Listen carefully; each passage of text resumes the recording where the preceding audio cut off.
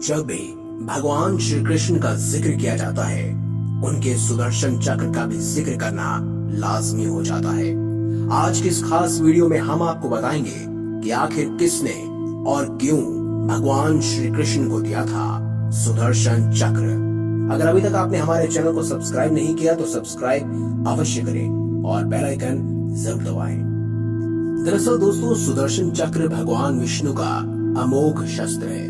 सुदर्शन चक्र अस्त्र के रूप में प्रयोग किए जाने वाला एक ऐसा चक्र है जो चलाने के बाद अपने लक्ष्य पर पहुंचकर वापस आ जाता है।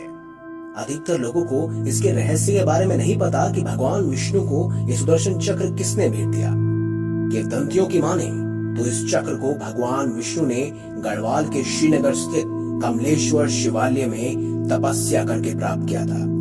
ये चक्र भगवान विष्णु को हरि शिवलिंग से प्राप्त हुआ था। जी हाँ, यानी कि भगवान शिव से। पुराणों में उल्लेख मिलता है कि इस चक्र ने देवताओं की रक्षा और राक्षसों के संहार में अतुलनीय भूमिका का निर्वाह किया था। आइए जानते हैं थोड़ा और कि आखिर शिव शंकर ने कैसे भगवान विष्णु को वरदान में दिया सुदर्शन चक्र। इसकी एक खास पौराणिक कथा भी है। एक बार भगवान विष्णु शिव जी का पूजन करने के लिए काशी आए। यहाँ उन्होंने मणिकर्णिका घाट पर स्नान करके भगवान शिव की विधिवत पूजा अर्चना की। वे हजारों नामों से शिव की स्तुति करने लगे। वे प्रत्येक नाम पर एक कमल पुष्प भगवान शिव को चढ़ाते चले गए। तब भगवान शंकर ने विष्णु की परीक्षा लेने के लिए उनके द्वारा लाए गए 1000 कमल में से एक कमल का फूल छिपा दिया। शिव की माया के कारण विष्णु को यह पता न चला। एक फूल कम पाकर भगवान विष्णु उसे ढूंढने लगे, परंतु फूल नहीं मिला। तब उन्होंने सोचा कि मेरी आंखें ही कमल के समान हैं, इसीलिए मुझे कमल नयन और पुण्यकाक्ष कहा जाता है। एक कमल के फूल के स्थान पर मैं अपनी आंख ही चढ़ा देता हूँ। ऐसा सोचकर भगवान विष्णु जैसे ही अपनी आंख भगवान शिव को चढ़ाने के लिए तैयार हुए, वैसे ही शिव जी प्रकट होकर बोले, हे विष्णु, तुम्हारे समान संसार में कोई दूसरा मेरा भक्त नहीं है। उनकी भक्ति से प्रसन्न होकर श्री हरि के समक्ष प्रकट होकर भगवान शिव ने उन्हें वरदान मांगने के लिए कहा। तब विष्णु ने दैत्यों को समाप्त करने के लिए अजय शस्त्र का वरदान मांगा।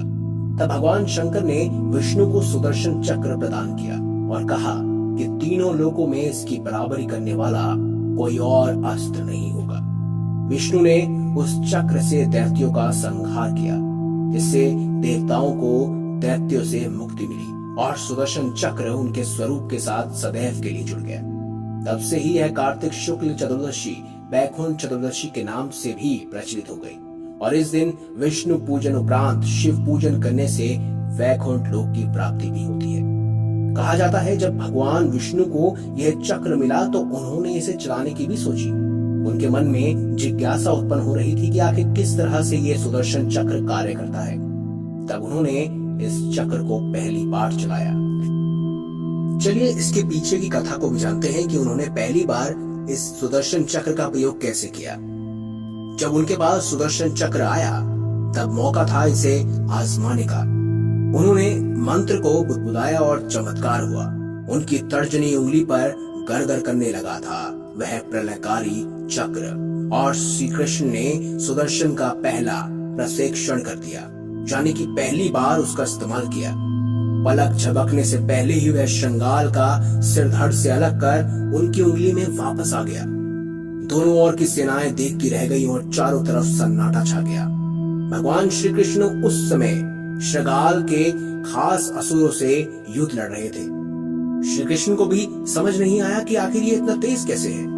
सब कुछ इतनी तेजी से हुआ कि सभी अफवाह में है। आश्चर्य ये था कि चक्र में रक्त की एक बूंद भी नहीं लगी थी, यानी कि उसने सिर्फ और सिर्फ श्रृंगाल को मारा ही नहीं बल्कि इतनी सफाई से मारा कि सुदर्शन चक्र पर भी इसका निशान न पड़ा।